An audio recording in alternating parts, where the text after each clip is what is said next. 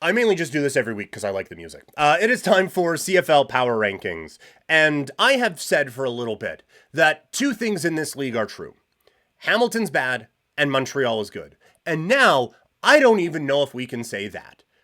Everything in this league is so bundled up. By the way, I'm on This Week in the CFL on the Ticats audio network this week, so make sure you check that out. I believe it's coming out a little bit later on today, but had an absolute blast. I could do that show every week, man. Bubba does an amazing job with it.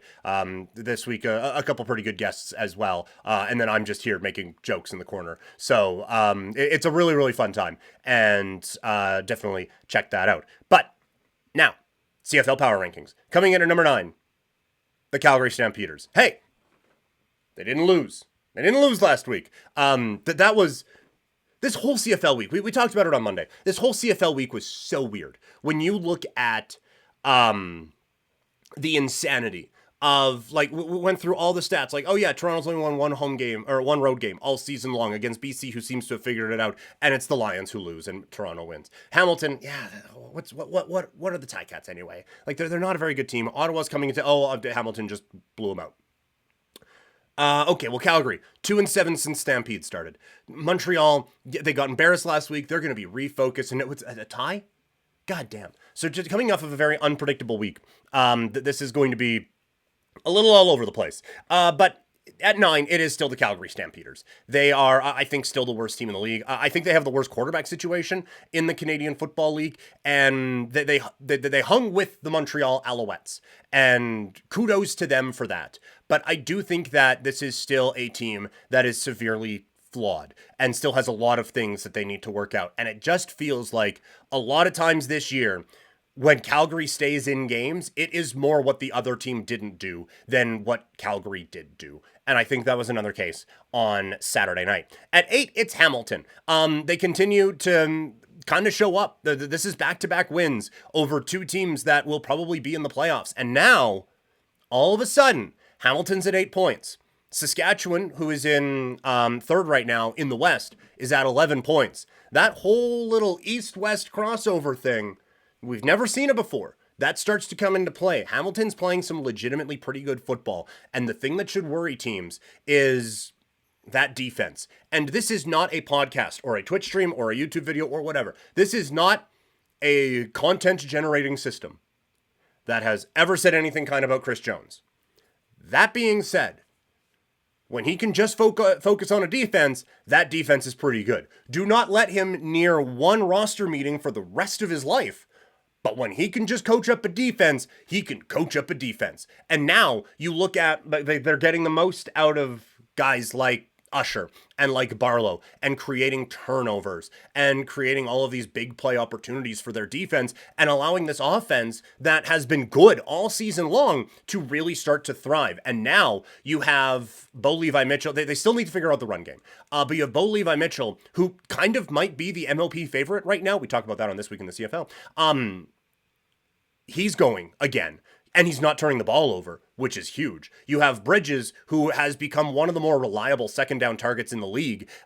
You have Dunbar, who just picked him up and put him down for a big touchdown. This team is putting up points without Tim White, who is probably still their most talented offensive player. He has had his ups and downs this season. I'm not saying okay, let's go out and get those Ticats futures tickets. I'm just saying this is not a Ticats team that you should be sleeping on at all. At 7, it's Saskatchewan. I think that the results have not been indicative of how talented this team is, but the results are still what the results have been. They need to turn it around very quickly.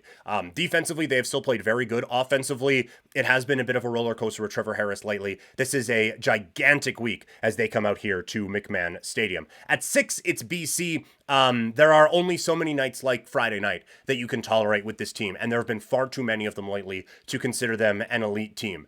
Now, I do think the quarterback situation gets figured out. I think it's very interesting right now, but I do think it gets figured out. And I do think that defensively, with Betts there causing a little bit more havoc, that's going to help things for them immensely.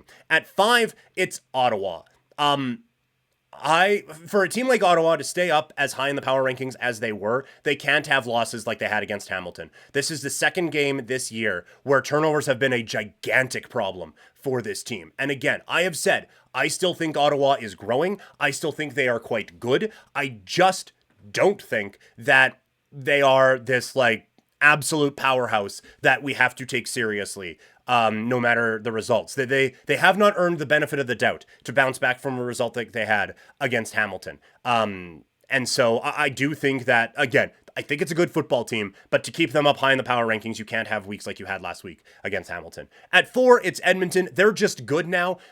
Jackson has come in and really helped out the offense. Trey Ford sounds like he's going to be the quarterback coming off of the bye. They have a monster game against Winnipeg this week, and that is going to be a very, very intriguing matchup in the CFL's West Division. At 3, Toronto. That defense stepping up in that way without McManus was not something I thought they could do, but the front 4 is alone almost enough to get to the quarterback. They absolutely bottled up Stanback. And then when they blitzed anyone at all, it was a major issue for the BC Lions. This team, when they are able to just generate with that 4-man pressure, can be really, really dangerous. And they're going to be so dangerous when McManus comes back. At 2, it's Winnipeg. The start of the season, and everything, and they have worked their way back. I'm still not all the way there on this offense, but the defense is legitimate, and the defense is legitimately very, very good. And so I do think that there are some takeaways you can have for this team. And it's just when you look at how everyone else is playing, Winnipeg is playing some of the best football in the CFL right now. And even though there have been a couple banana peels on the way, Montreal still sits as the number 1 team in the land. They do need to get their shit right, but for now, they are the number 1 team in the power rankings. And so I do think that it's wild. It's a very, very wild season. Toxic in the chat. Do you think that the quality of talent has gone down as a whole since COVID happened? I do. I do think it has. I think specifically the team here in Calgary has had a really difficult time. I do think also that the XFL and the USFL and now the whatever the fuck they're calling it, I think that has had, it's had to have played a role, right? And so I do think there are a few things that have gone into this toxic, but I do think like COVID for sure, where you just have that stretch where you couldn't have the random free agent minicamp in Miami, and go find the whatever. And so that replacement, that kind of next man up that kind of next man up mentality that we had out here in Calgary specifically, that has been a little bit more difficult to find. And so it has gone down a little bit.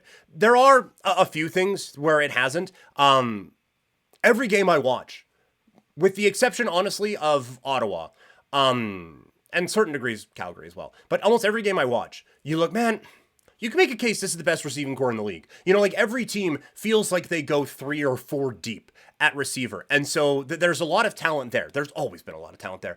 And I do think while we have tested it greatly over the last couple of years in the CFL, I do think that the depth at quarterback or the talent level at quarterback is pretty good. The depth, but we at least have found like a few really good ones.